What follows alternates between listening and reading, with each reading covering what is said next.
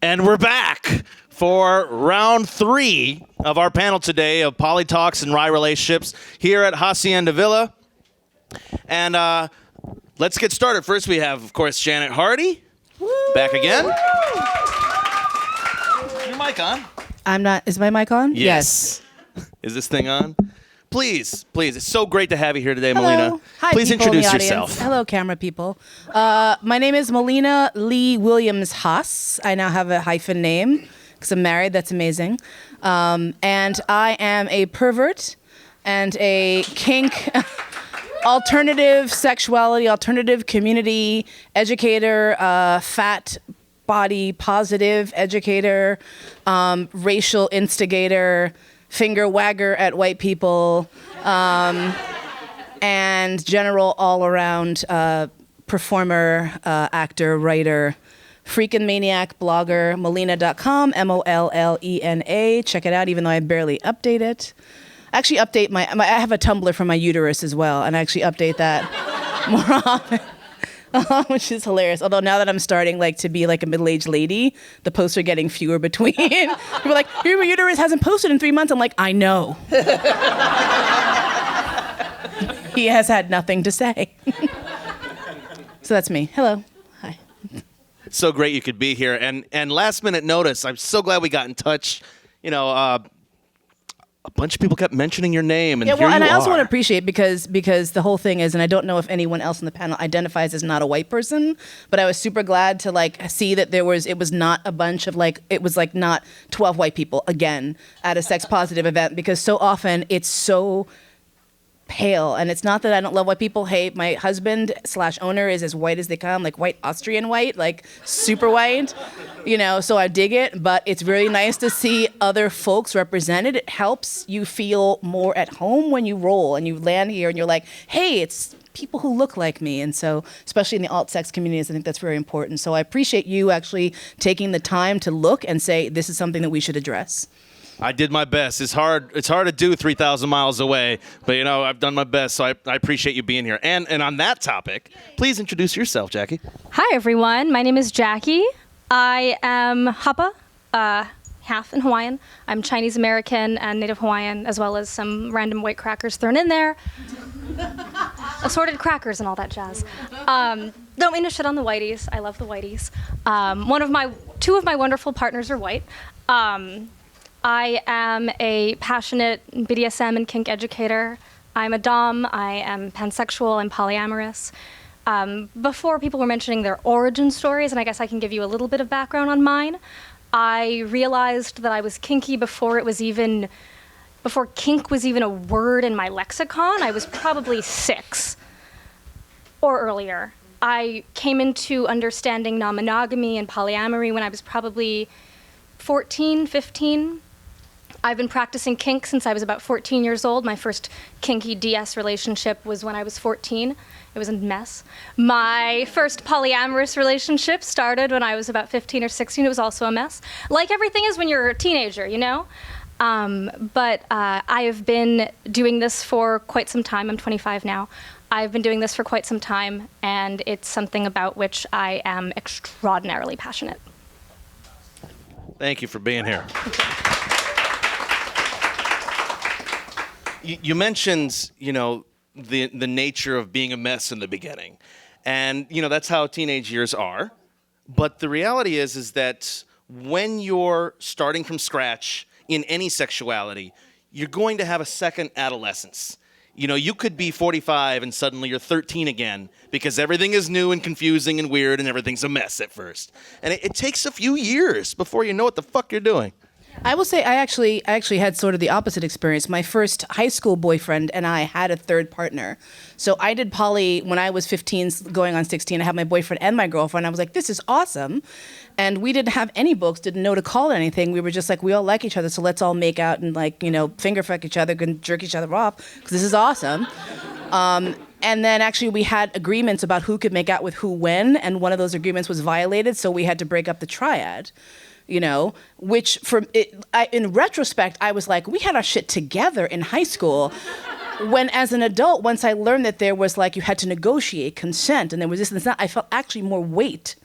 and more apprehensive. And I think that the cleanest poly I've had was my first. And since then, I have felt like I have been weighted on by other people's expectations of what poly is supposed to be. When I had my own free reign, I felt like I was a lot more freer. And so I'm coming back around to the freedom that I had in the beginning.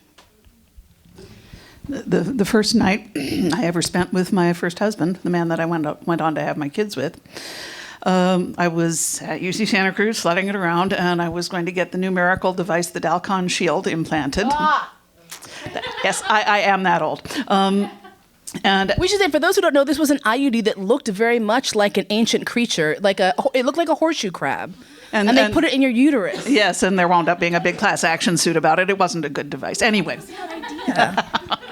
But you had to go when you were on your period. And you had to have someone drive you. So the only person I knew with a car was my best friend, Kat, who lived at Stanford. And I called her up and said, will you come to Santa Cruz and drive me to the doctor so I can get this thing put in my uterus? And she said, okay, but you have to get me someone to fuck, because I'm not going to come all the way over there unless you get me someone to fuck. which made perfect sense to me at the time. And so I went to my boyfriend, Barry, and said, could you please fuck Kat so that she can drive me to the doctor tomorrow? And he grinned and said, sure. So she came, and I put them together and saw them walk off toward his room, smiling. And there I was, waiting for this big thing to happen tomorrow and a little nervous. So I went and found my friend Frank and said, I just pimped out my best friend, my boyfriend to my best friend for a ride to the doctor. Would you like to come stay in my room tonight? And he said, sure. And we were together for 15 years and had 2 kids together. So that... Easy. It seemed perfectly natural at the time. You mentioned how when you were a child, you felt, you didn't even have the words for this lexicon and kink and BDSM. And it reminded me of a strange memory of mine where I used to just twist it around in circles till it turned purple. Like, that was my thing when I was about 5 years old. And I just realized how fucking kinky that is, but I obviously didn't have the words. And every once in a while I'd get caught and be like, what are you doing? Yeah, I made my first flogger when I was probably 8. Out of what? Out of yarn and pony beads. Oh, bless. And I practiced it on, those pillows that have the button in the middle? Yeah. And the X and the stitches? I would practice hitting the button. I still tell people to do that. That's amazing. Yeah. Yes. So I would do that. I would practice on my teddy bears. I just remember watching cartoons as a kid and seeing Queen Beryl or Esmeralda in Sailor Moon or Poison Ivy or Catwoman, and just being so enamored of them, of the power they had, of the just exquisite elegance that they embodied. And it was intoxicating. Like, thinking about having that kind of sway, that kind of power, and that sort of give and take of that sort of exchange was extraordinary. It was amazing. I will say, I was like, I have 50,000 origin stories. Pick fucking one. But if we're doing the kid thing, I know that there's a lot of geeks who can relate. I was any OG Star Trek people here, not the new ones, I'm like, I don't care about the Crushers and that next gen, all that stuff. I'm old school only, but. Space Seed was the episode that really changed my life. So you had Khan Noonien Singh, who's supposed to be Indian, who's played by Ricardo Montalban, because that made a lot of sense. But there's one scene, for those who don't know, basically, evil guy is, going to take over the Enterprise. Very, very sexy evil guy. Very sexy evil guy. And he is trying to seduce one of the crew women into being a part of the revolution. And she's in love with him. And so he says to her, I'm going to take over the ship. And of course, she's like, no, you can't do that. But she loves him, so she's all conflicted. And then at one point, he grabs her to kiss her and then throws her away. And she falls on the floor very dramatically. And she's she's kind of crawling towards him. And then he says to her, you should stay or you should go, but do it because it is what you wish to do. And she crawls over to him and says, I will stay. And then you cut to commercial, and I was like,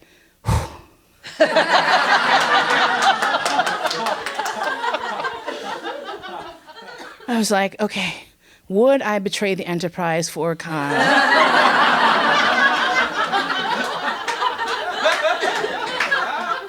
You know, and then you had another episode where like Uhura and Kirk and I think Chekhov are on this planet where they're made slaves and they're forced to fight and they're given slave trainers and Kirk is fighting with this like green woman and they have these collars and they're writhing on the ground and I'm like,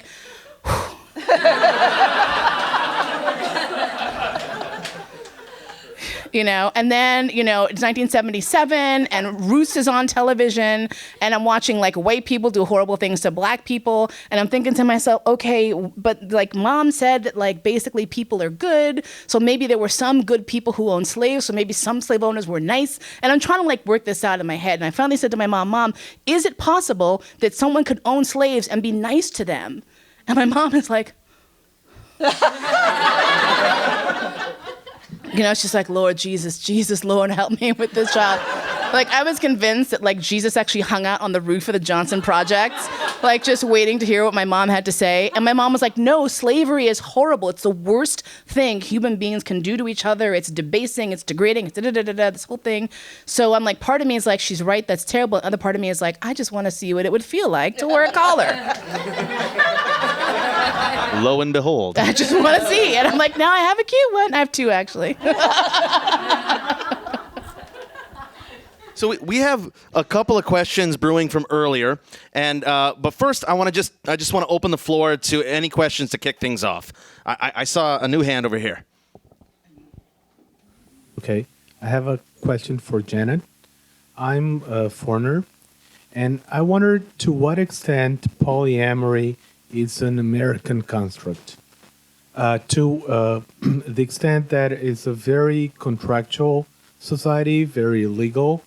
And I heard here about all the contracts and the agreements and the deal breakers. To what extent this is very ingrained into American culture, and to what extent does it apply to other cultures that are more flexible and go less to court? It's a really interesting. It's not often that I'm asked a brand new question, but that is in fact a brand new question that I've never been asked before, and the answer is mostly I don't know. I do know that I've spent a fair amount of time in Australia because I have friends there that I love, and they seem to do poly about the same way we do, but I don't think that that applies to other places. I don't know the answer to that. You know, as Mollena mentioned earlier and I mentioned earlier, there's a whole bunch of ways of doing poly that don't get called poly. And so I think calling it poly is probably primarily an English-speaking thing. But whether we actually do it in a more litigious way than other people do it, I don't have an answer to that, and I'm sorry. I just don't have the... I think we make a bigger deal of it. I remember when François Mitterrand passed away, his wife and his mistress were at the funeral, and everyone was just sort of like, of course she has to go. They were together forever, and it wasn't a thing. So I feel like we make a bigger deal of it. The French, that's sort of given of French culture, is that the marriage is kind of a business and domestic arrangement, and then you have lovers on the side. And I don't know enough French people to know how often that applies if your last name isn't Mitterrand, but it does seem to be part of what we believe culturally about the French. And I think when we talked earlier about don't ask, don't tell, that's the arrangement that's really brought that one down to a fine art, is the long-term mistress on the side. I think that there's definitely I mean, I'm only 25, so I will speak to what my experience would be, that I definitely see a lot of people feeling a lot of pressure to identify, like you said, sort of plant a stake in the ground, stab it through their own feet, and saying, like, I am bisexual, I am Chinese, I am blah, blah, blah, and I will only ever be this ever because I know myself. I don't know. I mean, I think that I have known quite a lot about myself from a young age, but one day will I gravitate more towards like a different type of relationship structure, perhaps? One day will my kink identity change in a lot of ways? For sure. Has it already changed quite a lot? Yes. Will it continue? Of course. And I think that there's a lot of push from what I see, especially about people my age, to know exactly what's going to happen, to know themselves completely, and I think that that's ridiculous. As I think about this, I think that it is mostly in the U.S. that we see the intense pressure from the religious right to have this incredibly heteronormative nuclear family. And so those of us who don't want a nice heteronormative nuclear family feel a stronger need to position ourselves in opposition to it. So that may be what you're sensing. Yeah. All the rules. Yeah. Because there were all the rules mentioned, like those about the teenagers. I think you mentioned when you were a teenager and had a boyfriend and a girlfriend, and then you didn't follow the rules, and all this ruling and all the agreements and abiding by the agreements. To what extent is that an American thing? Yeah, it's there are people who do their poly with minimum. Yeah, the relationship anarchy is a thing, and it's a thing that I identify fairly strongly with, in spite of the fact that if you look at my life, it doesn't look much like that. It is close to my ideal of poly. So it's also worth pointing out that the people who are not bothering to make careful agreements and who are just kind of winging it don't feel the need to come here to learn how to wing it better, because they're already winging it just fine. So, the people you see presenting themselves as visibly poly are going to trend to a certain kind of people.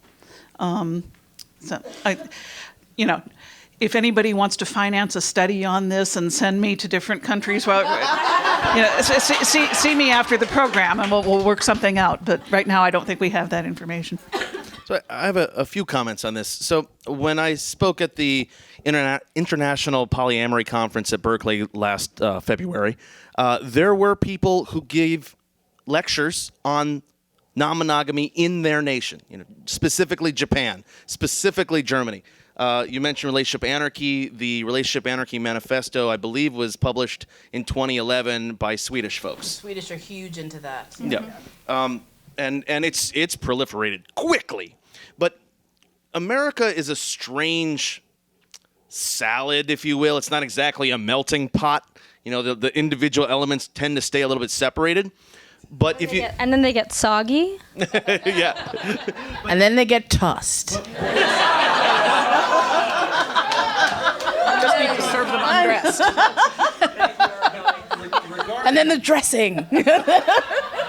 Regarding the role that that the United States culture plays in the world, we're largely an export culture. You look at the music of America is exported more than any other place. We're not really importing a lot in; we're exporting it out. So there's like this strange, we'll take little bits from across the planet, mix it all up, and then that's the thing that gets virally released into the universe. And I really believe that about a century ago, Hollywood is largely responsible for a lot of the monogamous mainstream pressure. The Disney stories, the Western ideas of romance and marriage, and a lot of the world up until recent centuries was arranged marriage.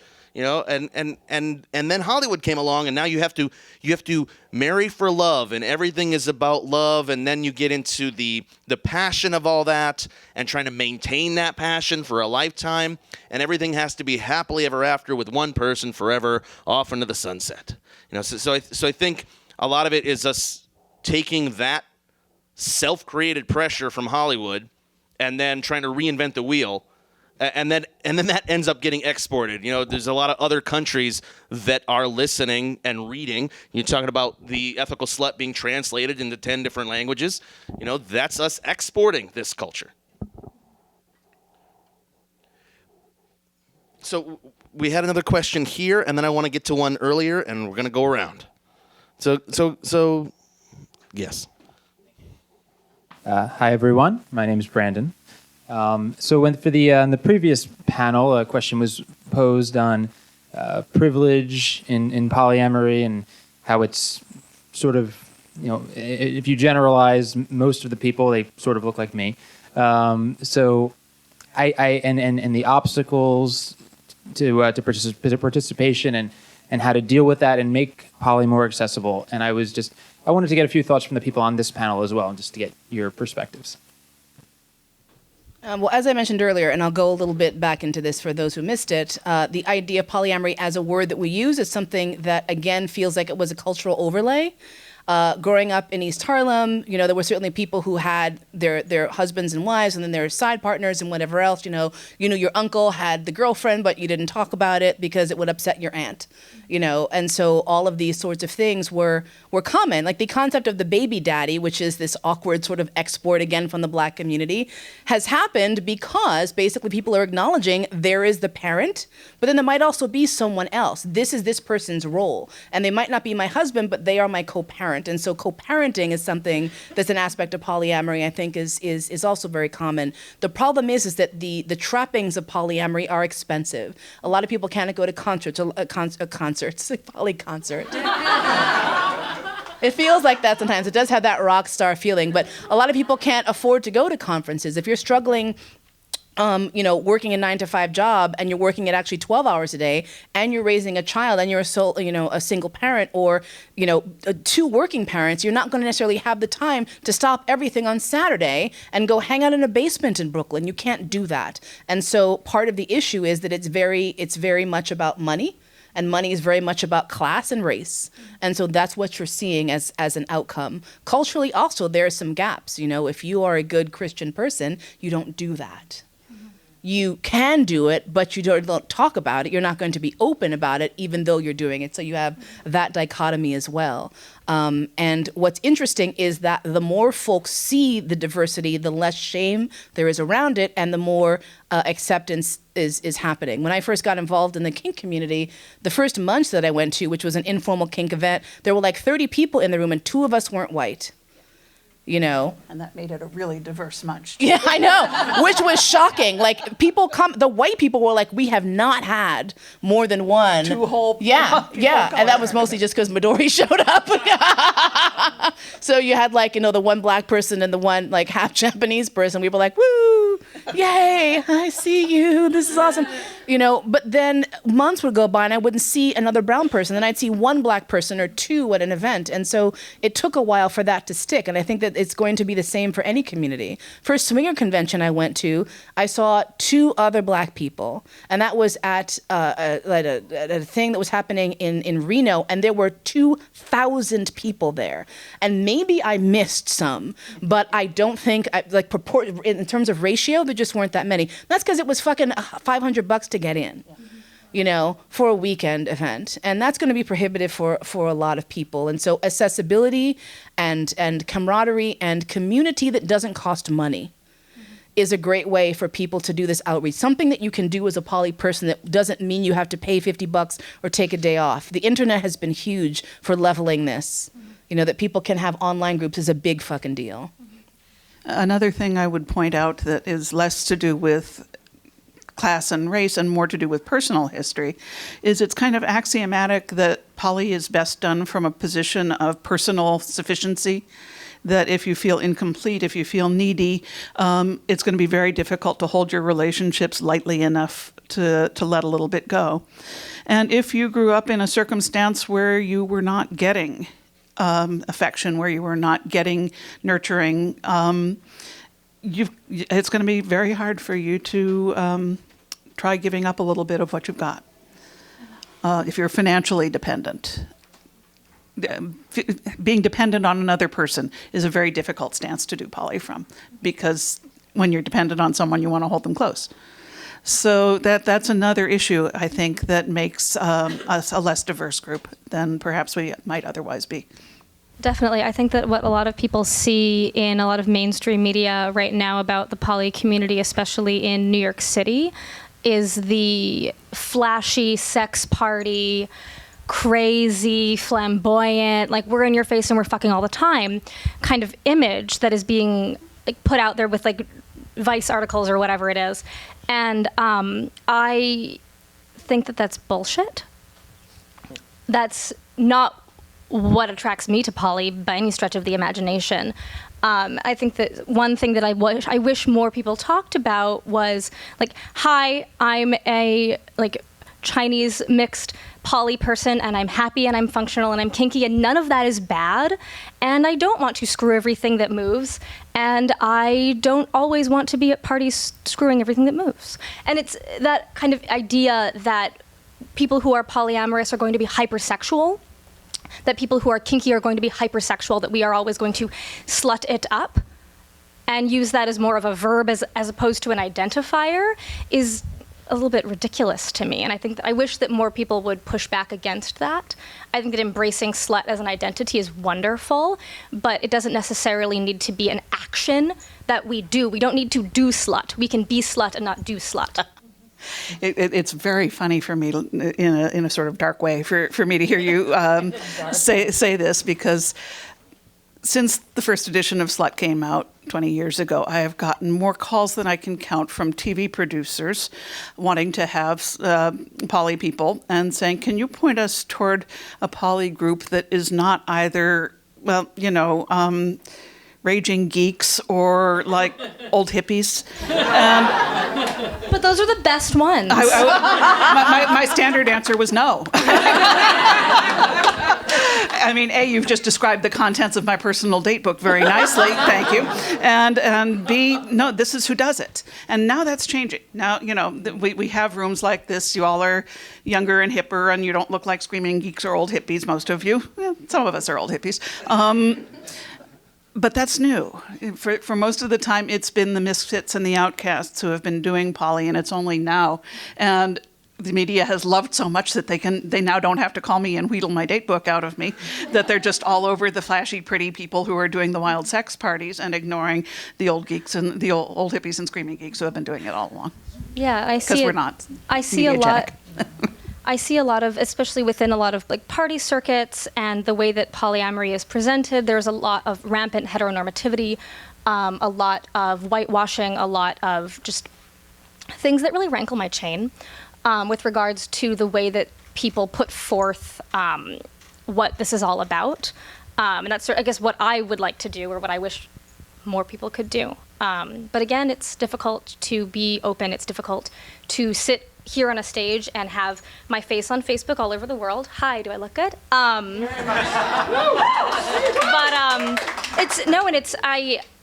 I recognize that I am in a privileged position to be able to sit here and claim all of these identities. And that is something that I've worked really hard to be, it's like to feel secure enough to do that. And I think that it's a little bit saddening that, that it is that difficult. So, much to your point, this is not a play party. We're not naked in this room. This was titled The Ethical Slut Social. It was not titled The Ethical Slut Orgy. It'd be a great event that we might want to consider at some point. But intentionally, I separated the two things. I host a lot of wild parties. I am a leader at Kinky Salon. I throw an event called The Big Fucking Party. You know, I'm part of the sex positive LA community. I'm involved with a lot of wild shit. But today is more about community, education, conversation, discussion, and frankly, I got a lot of pressure to make this a play party, and I had to rein it in a little bit and go, you know what? We're live streaming this. There's a certain amount of respectability that I feel is important in the sense that we're all talking about sex. We all fuck a lot. It's all good. Or we don't. It's all good. Either way. But today, it doesn't always have to be about that. No, and it's interesting because I am approached fairly frequently and have gotten up to the last stages of being in a couple of different production things. Like the O Network was like, come and do this thing, and HBO was like, come and do this thing. And I finally did do one thing with HBO, but that was because the woman who is in Sex with Sonny Megatron is a personal friend, and she was like, will you do a race play scene and beat up a white guy? And I was like, absolutely. I'll fucking do that. I played like the angry black lady who kicked the shit out of her white neighbor. I was like, go ahead, twist it. I was like, that's how that's gonna go down. But what to me is more important is, as you say, showing that we are human beings living lives. My owner and husband is a composer and is like famous for, making freaky, fucked up, amazing music. And so he's, very well known among those circles. And he came out as being kinky, and I came out. I've been out. And we had an article in the New York Times about a master-slave relationship. And the things that the Times has covered us before. The Times is very good to us. The Times is very kind to perverts. However, it wasn't a lifestyle article. It was in the arts section. And it was above the fold on the front cover. And so you had an article saying, here are people in a master slave power exchange, and they just played it straight. They were like, she identifies as a slave. Yes, she's African American. He is white. Sometimes that's weird for them, but they love each other and it's cool. Scene. And so to have this happening now, I feel, in this day and age is rather remarkable. And so what you're saying is to the point, is that it doesn't have to be about how we fuck. It can be about how we love. And considering that amory is part of the thing, I think that stressing that is becoming more important, more to the point. I mean, I identify as mono-amorous because monogamous and polyamorous don't track. They're not two sides of the same coin. Why do you get to be in love and I just get to be gamous? Like, I was like, I don't want to do that. I want to be mono-amorous. I love one person, but as I mentioned earlier, I do sometimes want to play with other folks. And I think that the lead in might be the sex, like come for the fucking, but stay for the affection. Like that's where people start to go, okay, I get it. Is there a situation where you've ever been looking at your lover and said, I wish I had another you so that I could complain to you two about you one? And in a poly relationship, you can have that degree of intimacy, and it's super great. And there's so many variables there. I identify as monogamous. I've had relationships with poly people, and they've been great. And the reason that they haven't worked out, fascinatingly, has never been because of the poly. Yeah. It's always been because of the usual bullshit. I feel like what it really comes down to, and what draws me to identify as polyamorous, what is so appealing about this kind of lifestyle, is that I believe I have a great capacity to love. I am attracted to a lot of people. I love a lot of people, and I don't want to stifle that. I don't want to put the way that I can express my love in a box. I think that that's insane. I want to have the freedom to love and to give and to receive that love from different people in different ways. And I think that is what is so beautiful and so important about non-monogamy. It's not about, yes, sex is fun, and yes, we've established that, and you can talk about the tear blue in the face, but it's not about that. That's not the most important thing. It doesn't need to be. Yeah, I will tell you that most people in this room will someday not want to have sex anymore. If you're fortunate enough to stay on the planet for that long, there will come a day when it's just like, okay, I did that, did a lot of that. I'm done doing that unless something changes. And now what? What's left in my life? And what's left in your life is love. So.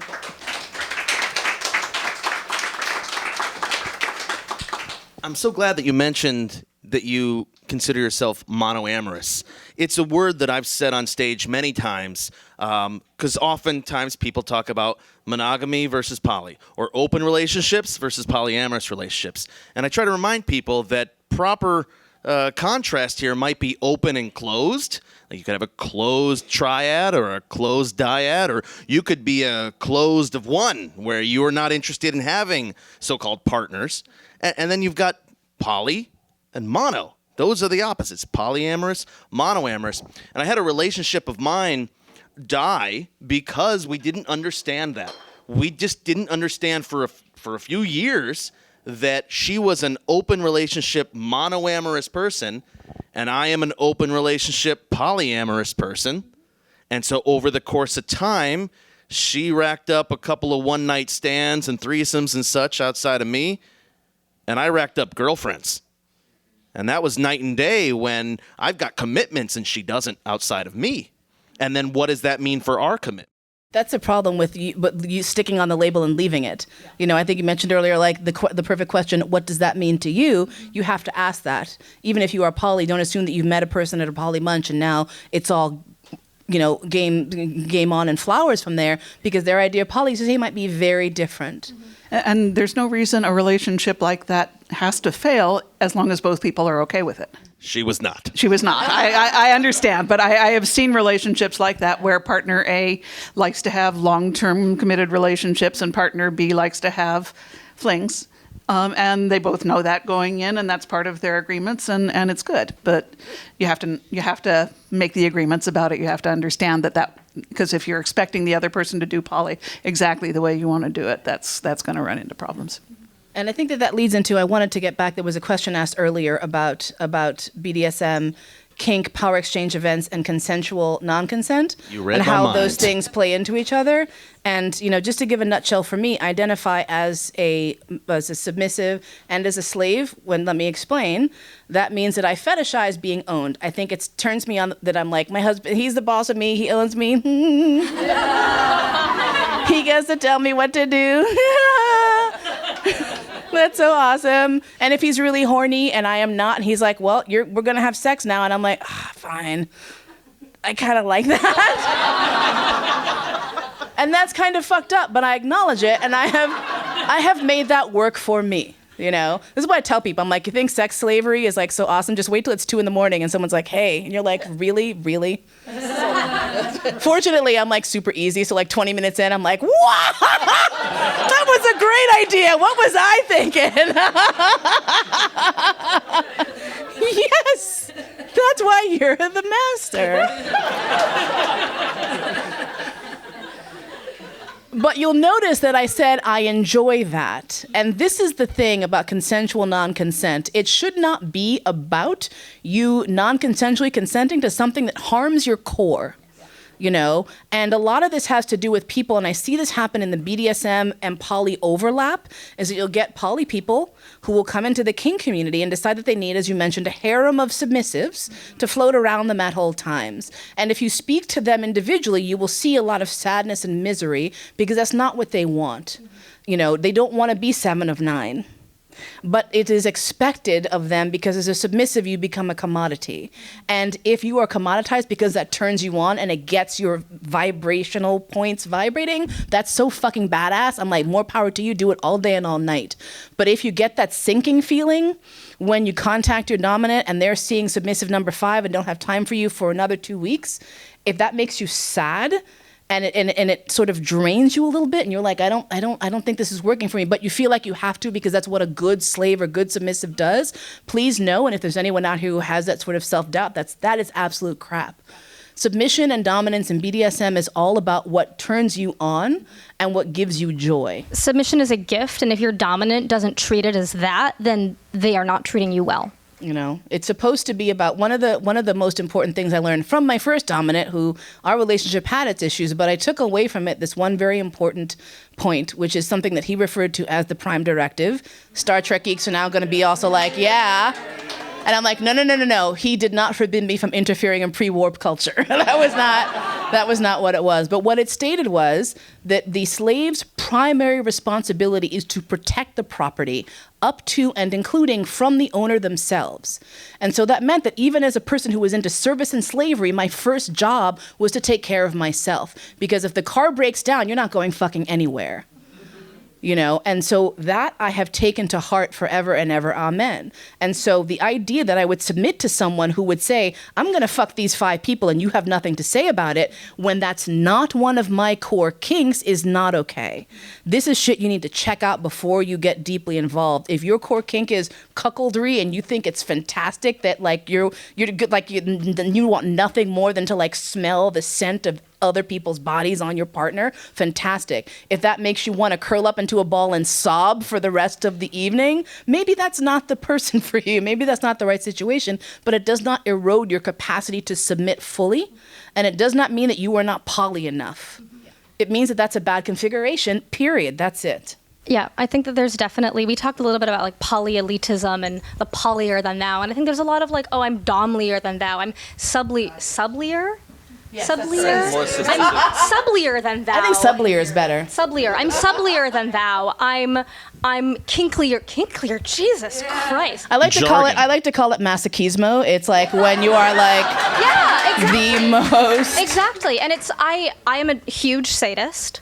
I enjoy causing pain. I enjoy the fear in someone's eyes as I'm about to hit them and they don't know whether or not I'm going to pull my hand away at the last second. I enjoy that. Do I need that in every single dynamic? Absolutely not. My longest term partner, we've been together for a couple of years, and he and I have absolutely no kink dynamic whatsoever. It's great. Like, I mean, it is not something that I need in every dynamic, and I try to make it absolutely clear to everyone that I see that simply because I enjoy certain things, it does not mean that I need to do those things all the time. And I think that sometimes there is a sense of like, oh, well, like I'm not dommy enough because I can't get you into subspace as quickly as that person, or I'm not subby enough because I can't take as much pain. And that's not how you do the thing. I ran into someone recently that I had known many years ago in the Bay Area. And apparently I said something to this person then that I do not remember saying, but that changed their life, which, you know, it's nice to hear.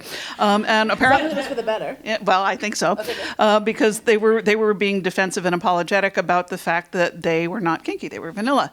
And I said, no, vanilla is my second favorite flavor. And apparently that was just like, wow. Okay, cool. So Let us also note, vanilla is also the second most expensive spice. Yes. And the one with like one of the most complex chemical profiles. Yeah, vanilla is awesome. You know, like, and that's my thing. I'm like, if you don't enjoy vanilla, you're fucking missing the real shit. You know, like everyone's like, oh, missionary style sex in the dark. I remember I walked into a munch one day and I actually did. I had gotten the lay of like the decade, and I walked in. I was like, I had vanilla sex, and it was like, You were dating that. it was the vanilla pizza guy. I was like, I had vanilla sex in the dark. It was like, like under the blanket. Like shocking the perverts. I'm like, and that shit was good.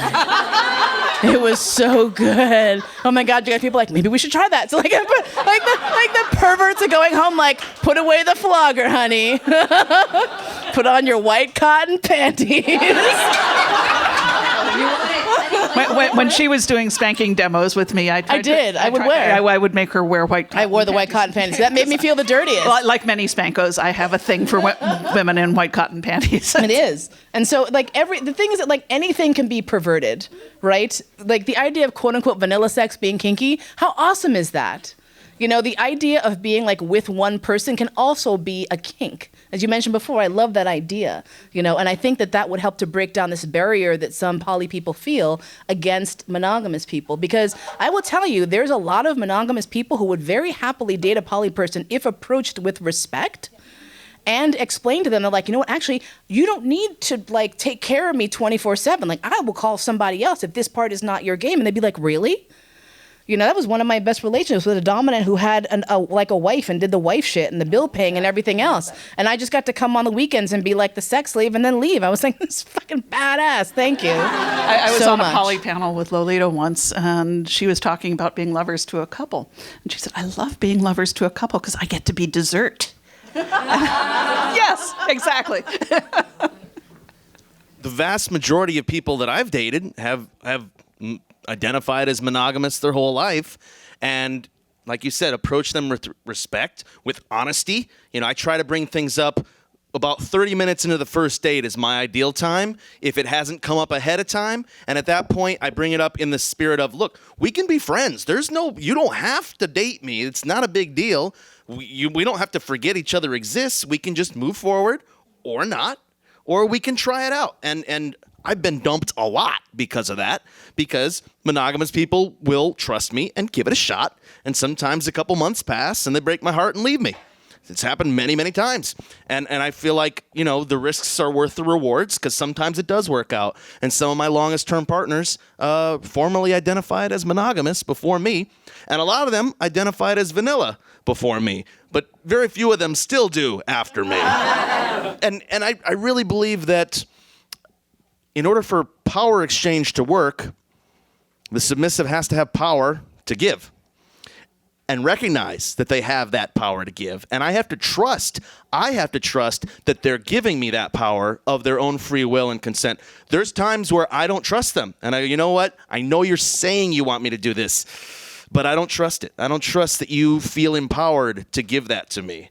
You know, I think that a lot of people miss that power exchange, that those words are chosen carefully. It is not called the power coup d'etat.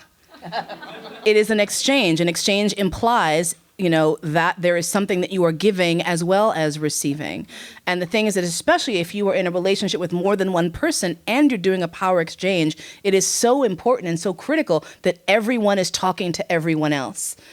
I feel like, and this is my personal opinion, and you can disagree with me, and I'm putting all the caveats in front of it, the don't ask, don't tell, when you have a power dynamic, is very risky. Yes. I feel like you have a higher risk of having consent violations that are maybe not intentional, but can be problematic when you have that power imbalance. And so I often encourage people, I'm like, I know that might be uncomfortable for you, but consider if you have a power dynamic and your dominant is telling the submissive to do one thing, like I want you to shave your pussy, and then you go home with a shaved pussy and your other partner's like, what the fuck is that? And you're like, nothing. Like that could be rather awkward. That could be rather startling. So this is one of those situations where I think that the open dialogue, very, very, very important, especially in these situations, and, caveats off now. Yeah, I have been part of a don't ask, don't tell on a couple of occasions that has worked where the dynamic is the partner at home tells the wandering partner, I'm not interested in doing that kinky spanking stuff with you. Go find somebody else to do that with. And I've been the somebody else to do that with, and I'm a good choice to do that with because I'm not looking to show up with a U-Haul and I know what I'm doing. And, I think the partner at home understands that there may be marks because you don't send someone off to get their butt walloped without expecting marks.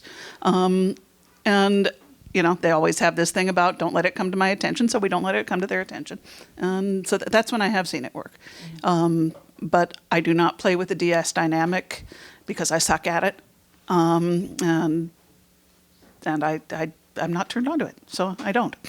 Which, like the individual who was asking earlier about not doing SM during BDSM, it's often considered very strange that I don't do DS with my BDSM. But I just like to hit people. And if there's nobody here who wants to get hit, I like to get hit.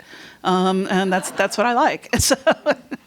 Yeah, I think when people talk about power exchange, and this is something I've seen a lot with other dominants, is like a fear of vulnerability.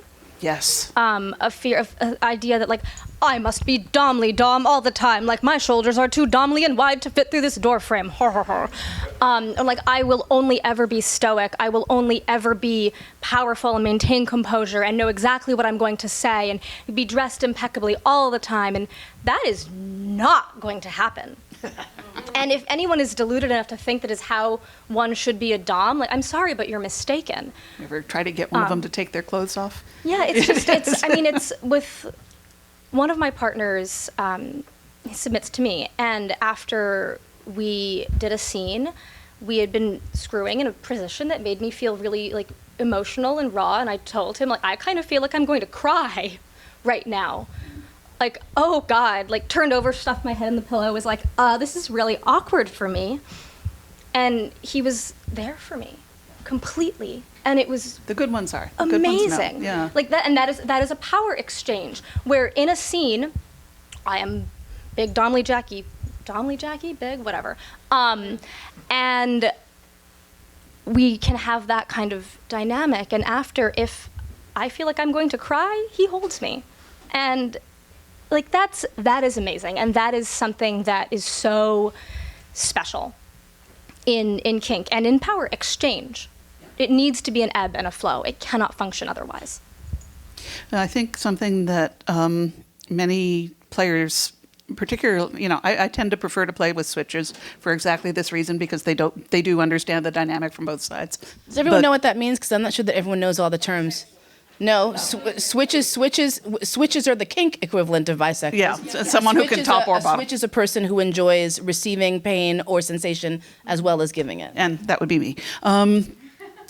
But what I think is difficult to understand if you have not been on the handle end of the whip is that not only are you committing to taking care of this person who's given power to you for the duration of the scene, but you're also putting your self-image at risk. If things go sour, if consent goes wonky, if they wind up angry at you, what do you do with that? How can you continue to live with yourself knowing that you have harmed someone? That's the risk that a top takes going into a scene. And the good bottoms, the ones that will hold you when you cry, they get that. The ones that don't, I don't play with twice. Yeah. 'Cause This came up recently in one of my relationships where the question to me was, well, how could a submissive hurt a dom? How could a bottom hurt a top? Now, mind you, this partner of mine, very, very empathetic, very conscientious, always just, she's on it. She's on it. So it was a conceptual thing where she couldn't conceive of it because she wouldn't be on that end of things, of just being that callous and having those expectations that the doms are perfect. You know, we make mistakes sometimes, and we have to check in sometimes. And I went through one hell of a 2016, and due to some tragedies, I ended up developing an anxiety disorder, which I now have to cope with. And there were times where the way I consider myself, I was at my weakest. That was my most fragile that I'd ever been. So my partners had to be very cautious with me during that era. And I've still had my bad days. You know? I will say, I think what people need to understand is that a service relationship, which is what a lot of dominant and submissive relationships are about the service, period. It doesn't matter what that service looks like. You know, the analogy that I use constantly is if you were to walk into a restaurant and you saw a couple sitting at a table and one of them is cutting up the food and feeding it to the other person, who is the dominant? Is it dominant to feed someone, or is it dominant to relax and be fed? And the answer is it's the context. It's what the dominant wants. And the dominant one day might say, feed me. And the dominant the next day might say, I'm going to feed you. And the intention is what shifts that dynamic. I have seen a lot in the men's community, especially in the men's leather community, issues with, for example, men who identify as tops wanting to be fucked. And bottom saying, well, I could never be with someone who takes it up the ass. I could never be with someone whoever bottoms. And I'm like, but what if they ordered you to fuck them up the ass? yeah. You know, and it's like, I want you to fuck me up the ass, and here's how I want it done. It seems to me very, very sad if someone wants to have that experience that because they identify as dominant, they cannot experience that delicious sensation of being penetrated if that's what they want. You know, it's not about, I've done all kinds of stuff in service to other people, and I have done all kinds of things while submitting. You know, and you would not look at them and know the difference. You might not look at someone, you know, eating someone else's pussy for 4 hours straight and say, well, who's the dominant there? You're like the person who's just like, Gatorade, stop, please, I need a break. I need some coconut water. I can't come anymore. You know, is that an act of submission? Yeah, yes, it fucking well is.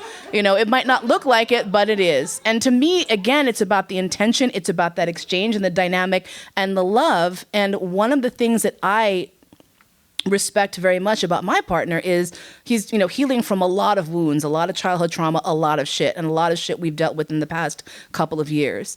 And the times that I have been able to say, now I will be the strong one, and my service to you as your slave is to hold you and to hold space for you to be the fully vulnerable person that you have not in 62 years ever been able to be. That is surface. That does not make me dominant to him. That, to me, is one of the most precious, you know, and I'm not a religious person, but to me, that's very sacred. And so I let people know, I'm like, don't ever let your vulnerability be something that erodes your dominance. In fact, I find that it's very healthy for people who are in charge to say, not today, baby. Yep, I've found that, go ahead. I just wanted to get to questions in the audience, but go ahead. Well, I've found, in my experience practicing kink, I've found it to be so deeply healing.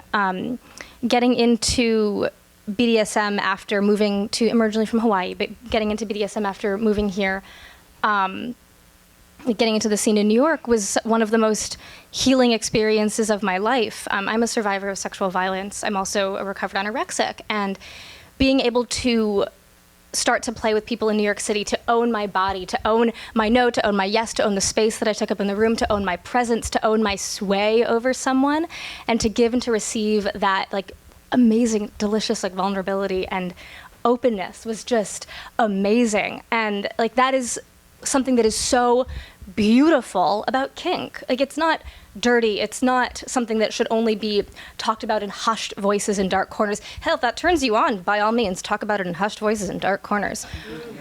But it doesn't need to be hidden like that. It's the power for kink to be extremely healing is just, it is so vast. I wanted to get to questions here in the audience. Hi. Don't mean to derail because kink conversation is always fun conversation. But I mean, a lot of the discussion about power exchange and identities and how you participate in sort of like in a poly community or a kink community, and what that means for different people who operate, who are used to holding their identities a certain way and operating in whatever normative spaces they're used to operating in, and taking that into a world that is, we hope, accepting and open and genuine. My personal experience, I started identifying as non-monogamous not too long ago, and it's been really great. But and it has continued to be amazing because of the people I've encountered and a lot of the spaces that I've been really fortunate to occupy.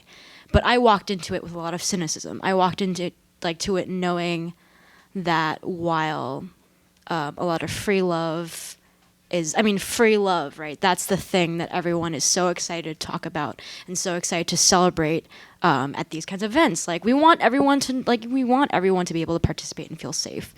But that's not always the case. And so I kind of want to ask, what are kind of the difficulties and maybe some of the realizations people have come across when they are, owning and holding onto and trying to renegotiate their identities, because I'm a queer woman of color. Like, what does that mean when I walk into a room full of straight white men who want to fetishize me, even if unconsciously, even if like everything that they believe is like, oh no, we just appreciate you for who you are. How do you kind of, how do you tackle real problems and real, I guess, power exchanges that happen everywhere, but especially in a space that like everyone's like, oh well, love.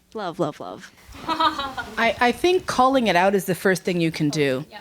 And it sucks and it's fucking bullshit that the onus is constantly on us first to have to push back. Yeah. But unfortunately, that's been the reality. What's happening now that's kind of amazing, and I've started seeing it, is that people are actually understanding that being an ally is a verb. And sometimes you have people who will step in and say, wait a second, she should not have to explain to you. They should not have to tell you that fetishizing them because of their skin color, hair color, eye shape, whatever, is not cool. So what's happening now is that allyship is becoming a verb that people are taking action in. And what I suggest is to empower other folks to see you and let them know, even though I know like the whole strong black woman trope is killing us.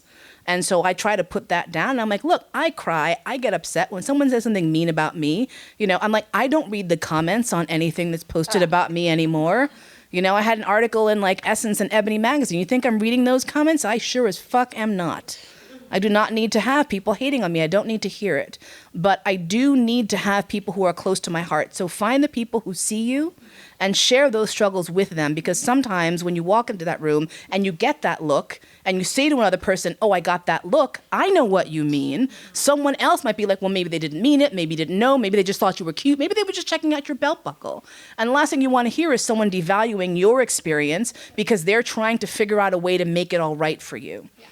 So finding people who are allies who get it first and foremost, and other people who, like people like us who can look at you and go, girl, I know. Oh, yeah. And now we're done with the conversation. And that sometimes is all you need. Yeah. So having people who you can share those experiences with is going to be one of the core things that has helped me quite a bit in those struggles and coping with that, is to have someone else who lets me know I'm not fucking crazy. Do you know what I mean? Like, I know what I felt. I know what I saw. I know that this is not cool. Yeah, and it's also like when people of color have white partners, knowing that those partners are going to have our back, that those partners are going to stand up, and like if we are just like up to here with being the perpetual educator, that they can take that, they can help carry that for a while. A distinction I think is important. I take my little ration of shit because I'm very out about the fact that my primary sexual draw is to gay men. I have been accused of horrible things in the way of fetishization and objectification and so on. I don't think sex fantasies can ever be anything but objectification. I mean, when you're fantasizing in your head about what you want to do with who, you don't care what grades they got in school or what they feed their dog or, you know, what time in the morning they like to get up. You're into their big shoulders or their silky skin or whatever your particular turn on is, and it's all happening in your head. Nobody is being affected by that except for the little people who live in your head who are not real, who are, in fact, aspects of you. Where it turns into a big problem really fast is when you start projecting that outward. And when you start projecting it outward, it leads to bad behavior. It leads to the kinds of things that Mo and Jackie are discussing, because you're no longer just moving around the little figures that live in your head that are actually you. You're actually sending vibes out to people who are genuinely affected by it. All the more so if you're behaving inappropriately. But even if you're just projecting that fantasy at them, that's a problem. Can I get... Yeah. Okay. Definitely. Yeah. We feel it. We know. Yeah, we know for what sure. you're fucking doing. I know that there are people out there who see me and are like, ooh, Asian domly lady. I want to dom the Asian domly lady because, like, oh my God, that's so awesome. I know that. That's fine. People can think that. But if someone were to act on that and want to engage with me in that way because of that fetishization, like, that's where we have the problem. People can think whatever they want in their heads. When it turns into action is where I have a bigger issue with it. I have a strange role in responding to this. Couple of points. One, there has been a roller coaster of expectations socially on what my role should be in these things. There's been particular years where my role is to shut the fuck up. Like, nobody wants to hear what I have to say. There are other years and seasons where if I don't speak up in support, I'm part of the problem. There are people who praise that I am making this statement now, and there's other people that will say, you're just trying to look cool right now. And that's my role, is to receive criticism, because it will never stop. When you're in a position of privilege, you're going to be criticized. None of these things are a monolith. Feminism is not a monolith. LGBTQ is not a monolith. Nothing is a monolith, which means there's going to be someone out there that don't like you. Someone out there that don't like what you said or criticize what you said. That doesn't mean that you give fuck all about it and go, well, I'm just going to say whatever I want. It just means that you try to do the best that you can. And when you screw up, you try to apologize the best you can. And sometimes it feels really personal. Like, but that's my identity. Why are you attacking my identity? You just have to accept it. That, being criticized is not as hard as having a lack of privilege. It's just not. Yeah, word. Did that address your question? Yeah, I mean, mostly just generally talking about how to, what's, real life power negotiations. Right. Yeah.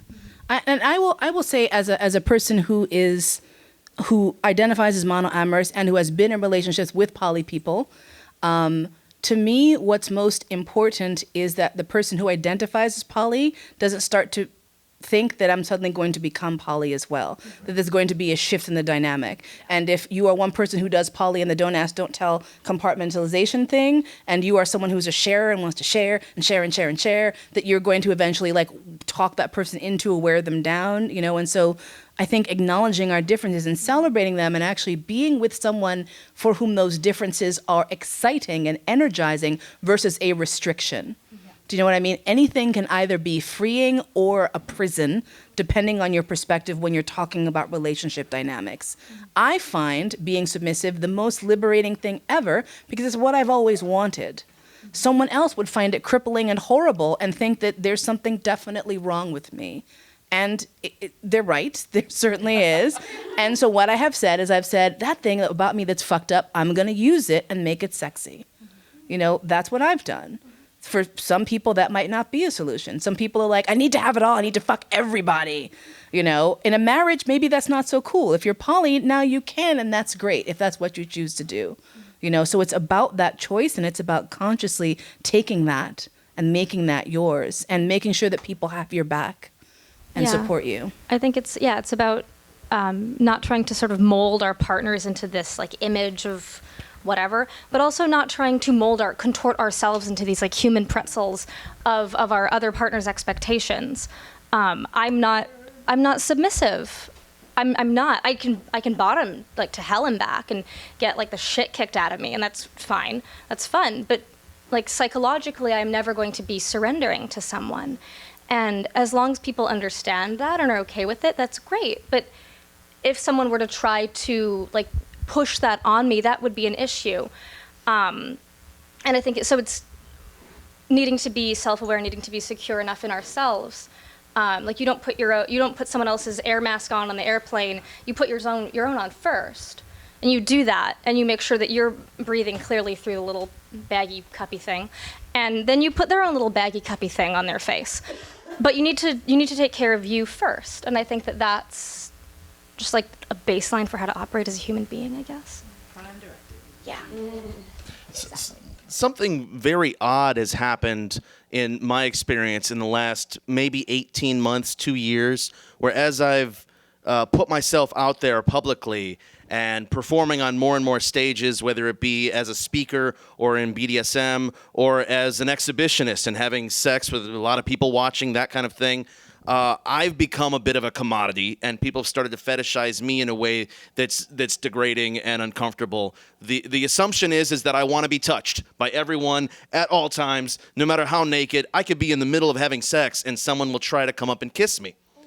I mean, these things have happened before. You know, and I subvert a lot of the typical dom male role, like, for example, clothed dominant, naked submissive. Sometimes I'll be the naked one. Sometimes I'll put on a bikini just for fun, right? And I'll subvert these rules. But when I do, it somehow objectifies me to the where people will violate my consent. All of a sudden, I'm getting a hard smack on the ass. Like, where did that come from?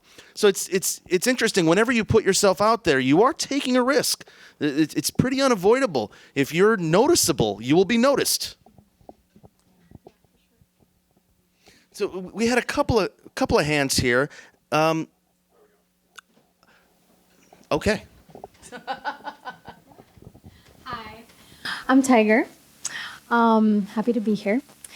So I am exploring what I'm calling for now, which doesn't really fit with me completely, but relationship anarchy. And so I actually heard a couple things about it tonight that I haven't come across, but what about it resonates for me is seeing people as like everyone is a human and connection. So I want to throw out the ideas of friendship and romance because they don't fit for me anymore.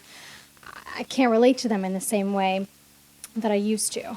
And so I want to throw out romance as I learned it, and view everyone as like, this is just going to be a connection, and it's going to morph into whatever it is. It's going to be special in the ways that we call it special, and etc. So even if you can't personally relate to this, I would love to hear thoughts. How do I want to hear suggestions for how to get rid of that notion of romance. It's pretty in there, and it's actually easier than I thought. But I still feel like there's a road ahead of me in getting to see things how I want to. So yeah. It's very funny that you bring that up because Dacia and I have spent a great deal of time on the phone together and in email trying to figure out exactly what romance means. And we still haven't, really. It's not a topic that either of us relates readily to. And as far as I can tell, it has to do with a particular narrative of what a relationship is supposed to look like. And some of that is ritual, flowers and things like that. And some of it is expectations about a relationship becoming more and more important in your life. And none of that seems to me to have much to do with how you actually feel towards someone. It's just this story that you decide that you turn the first page of the story and then all the rest of the pages of the story are going to get turned too. And I guess I want to unbind that book and choose the pages that fit for me with a particular person and burn the rest of them. Yeah, I'm not answering this very well because I don't really understand romance very well. I'm going to say that part of this you will never let go of. There's always going to be that thing. There's always a part of me that, regardless of how awesome my life is not Cinderella. And I hate that part of myself, and I stab it with like mental knives, and I set it on fire and I burn it, and then like a month later I'm like, God damn it, I'm having that thing with this stuff.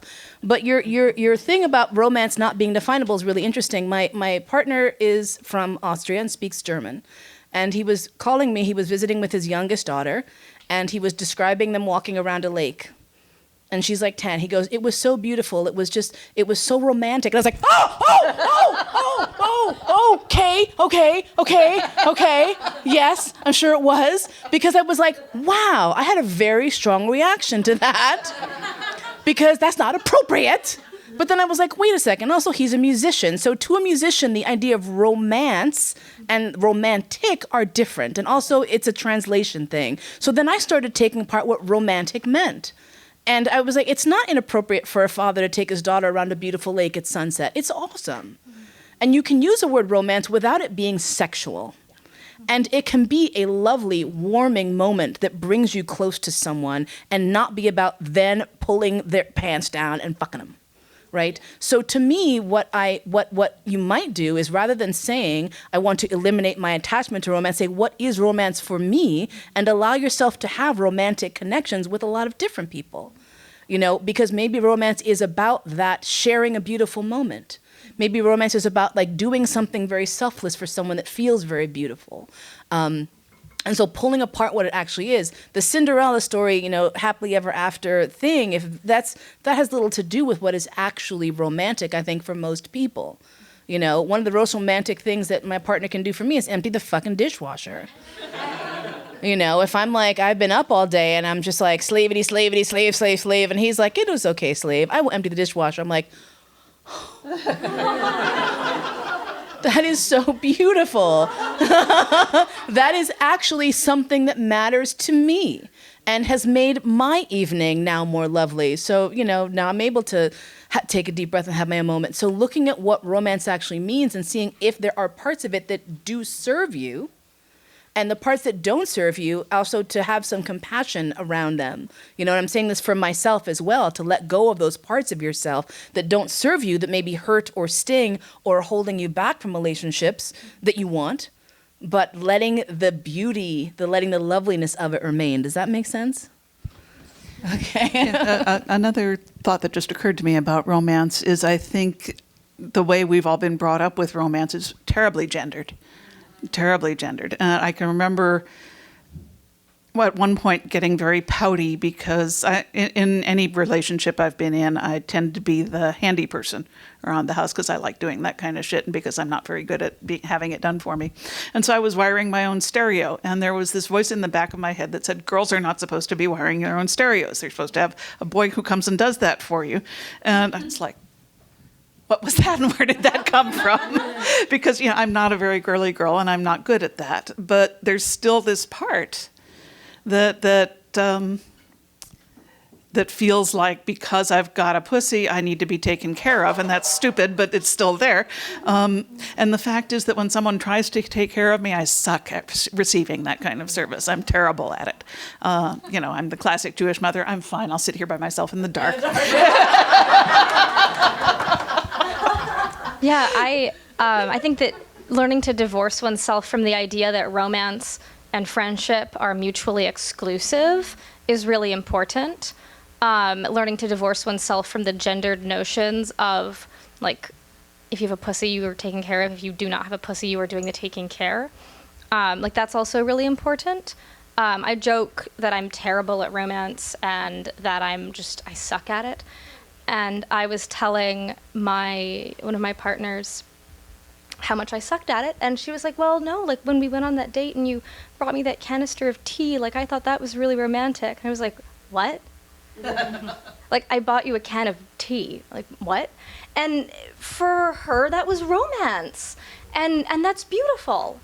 It has to do with being seen to some degree, doesn't it? That's what I'm hearing in common of all these stories. Of being seen in a way that you crave being seen.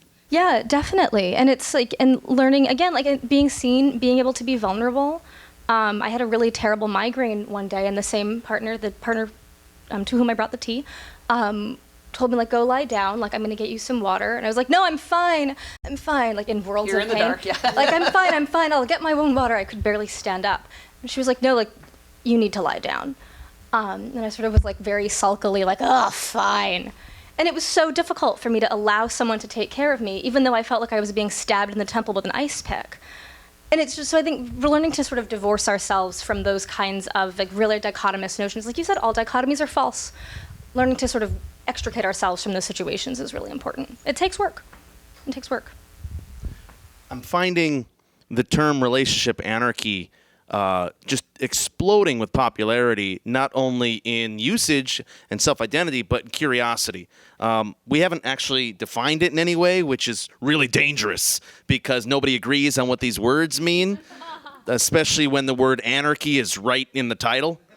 It kind of means that you can... Anarchy itself being a negative. Yeah, without order. It also means... you can define it as you see fit in a lot of ways. Now, of course, the manifesto would disagree with me and be very, very specific. But basically, it's the idea that... What's that? What? You've been silenced, apparently. So apparently, there's the basic notion is that there are inherent hierarchies in romance as the top one. You know, that's the traditional notion. And then there are other connections in your life, whether they be familial or platonic or your dog or whatever it may be. And the idea is that these things have to go in a certain order, maybe even God and country at the top, right? Like some kind of order of hierarchy. And relationship anarchy says, well, it could be horizontal instead of so vertical. And these things can exist on their own without an inherent hierarchy. But there are plenty of people practicing relationship anarchy and hierarchy. Right? They're choosing the hierarchy that, as they say, see fit, and maybe dog is at the top, maybe. And maybe best friend is second, and maybe your mom is third, and then maybe you get around to the romance and sex at the bottom, and then, you know, like it doesn't have to be any particular order. So it's a flexible term, which is why it's growing in popularity. I think also I'm sorry, you were gonna... Yeah, I'm just excited about. I came across somewhere on the internet the word polyintimacy, and that also actually really works for me. Oh, okay. Polyintimacy is another word that really works for me. That also feels like is a good description of what I want. I want to be intimate with lots of people, and then those intimacies will be whatever form they will be. I'm just excited about that term. Yeah, I don't know if it's popular or not. A point I was going to make earlier, and I decided not to because we had spent too long on one question, is I think we run into problems when we treat the word love as monolithic, because I think there's all kinds. I think there's domestic love. I think there's familial love. I think there's friendship love. I think there's pet love. You know, all these kinds of love. Pizza love. Yeah, you had your pizza love. And the person from, I'm with someone with whom I have a very, very domestic relationship. That's a big anchor. We both love to work on the house and make the garden and feed the chickens and do all that shit. And so domestic love is terribly important in this particular relationship. Sexual love, not at all. And one of the nice things that happens, again, in poly is that if I decide at some point in the future, which I've not ruled out, that I want some sexual loving again, I go get some. I don't have to wheedle and whine and try to talk him into doing something he doesn't want to do. I go get it. But poly is in some ways ordering a la carte. And you just find, the person, if you've got a need, you find the person who's willing to fill that need, and you don't try to make people who are not interested in doing that with you do it. And I'm not sure why this is relevant to what we were saying, but I just had it that I wanted to say. You mentioned all the different types of love, and I feel like there can be different types of specialness, and with that, possessiveness. For example, sometimes you and a partner have agreed, we're going to watch this Netflix season together or not at all. And if you watch it with someone else, that's a problem, right? You can do that with a best friend. You could do that with anybody, make that kind of agreement. Like you ate pizza without me?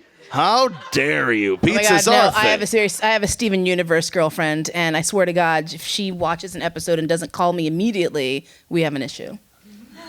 Seriously. So I feel you. We have to have a question. It is the best fucking show ever. Okay, I'm calm.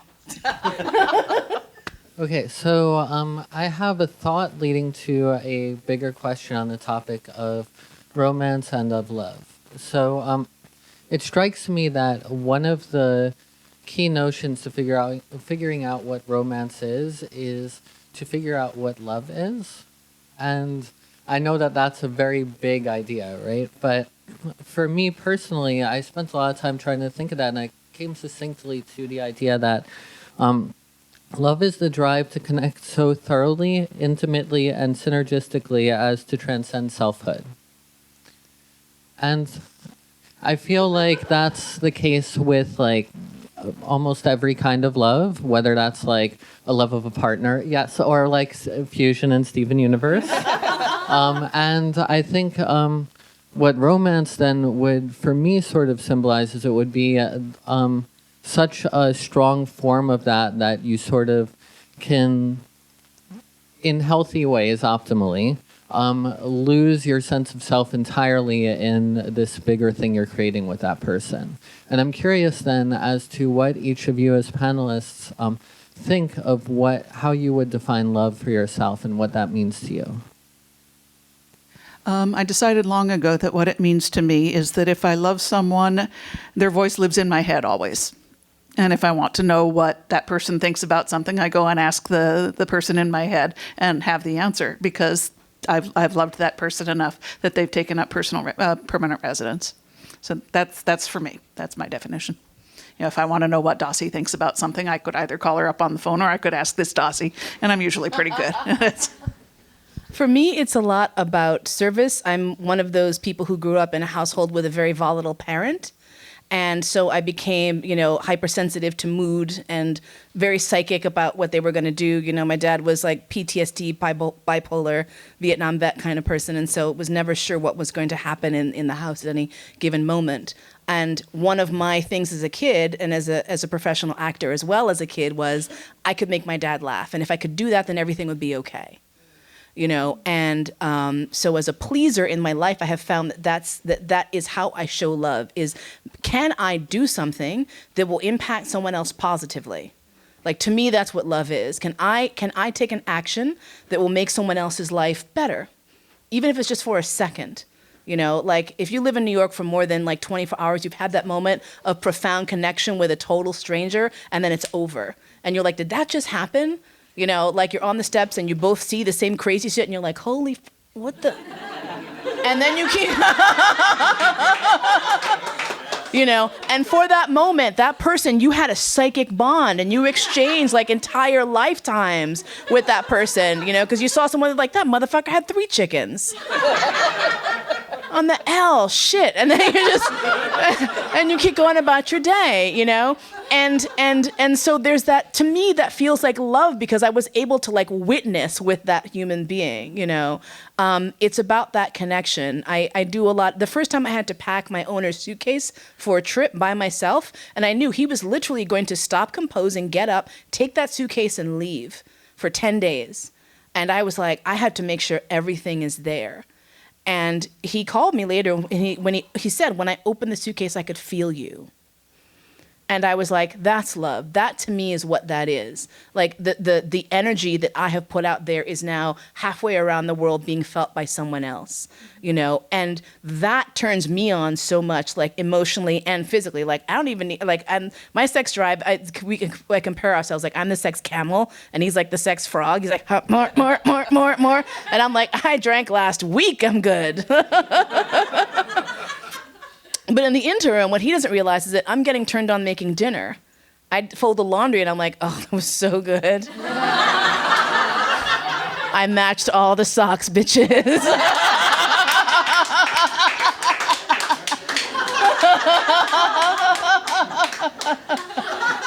Like I'm living in a perpetual state of like het up because that turns me on, and that's my love is doing. It's that action and knowing that it's appreciated.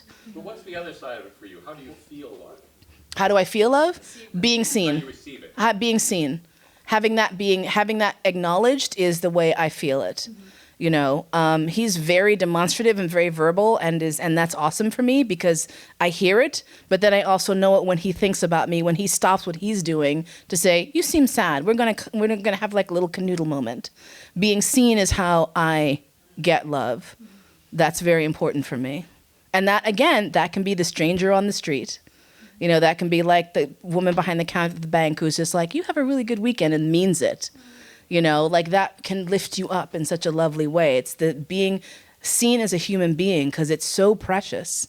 And it becomes a rarer commodity as we sort of fractionalize into our little individual behind the computer units, behind our phone units. That connection is amazing. That carries me through. I guess my idea of love would be that deep sense of connection, that sense of seeing and being seen.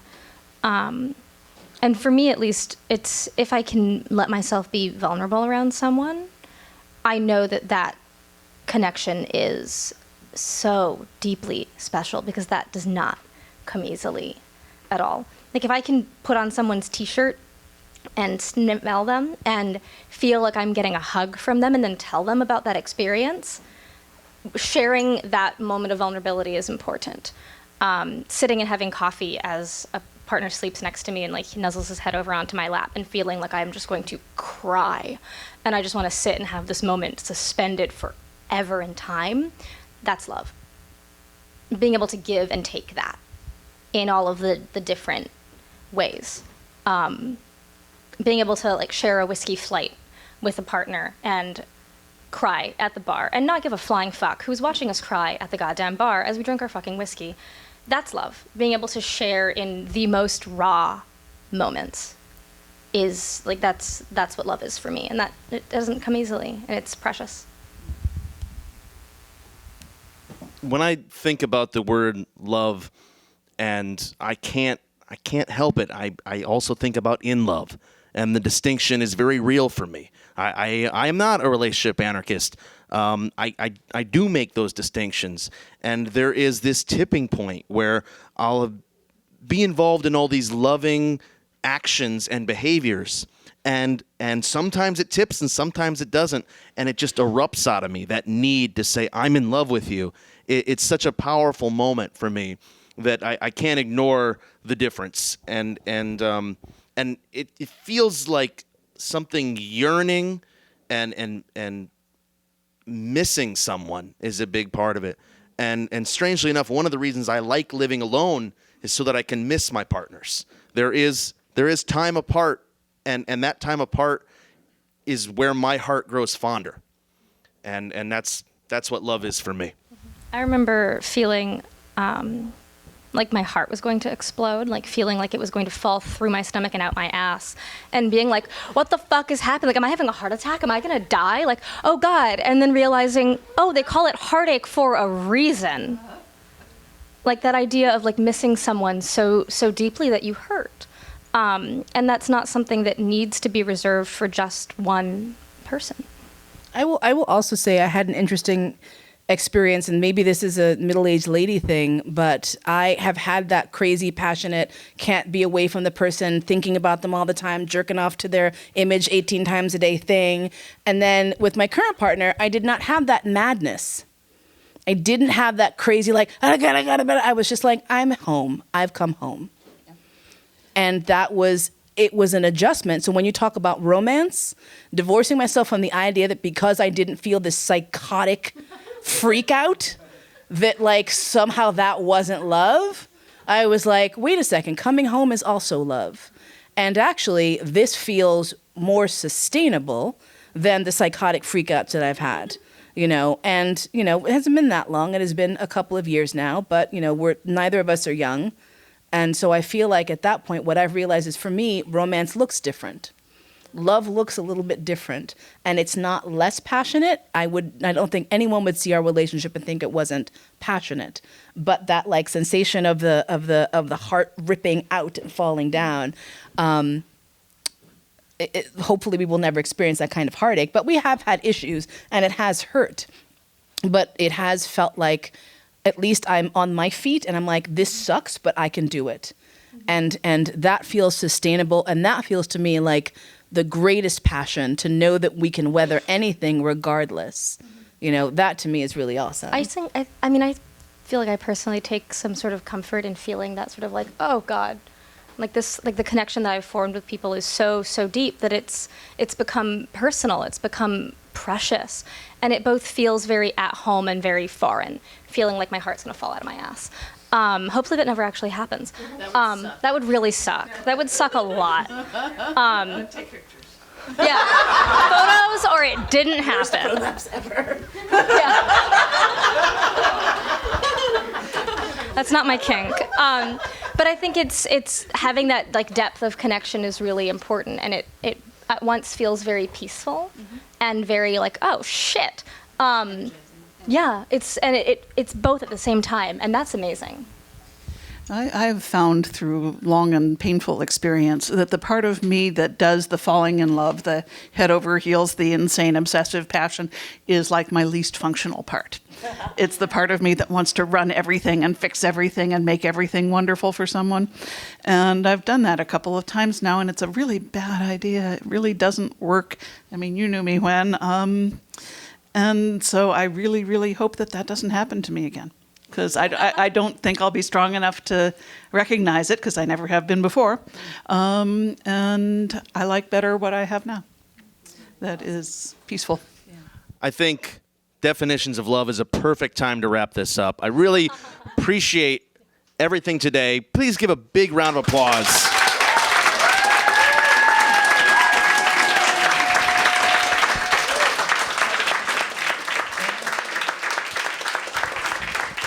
Thank you all for being here, for participating. Janet has order forms there in the corner for the books that did not get here in time. So if you'd like to buy any of those books, they're on that list over there. And big thank you to everybody, especially Hacienda Villa.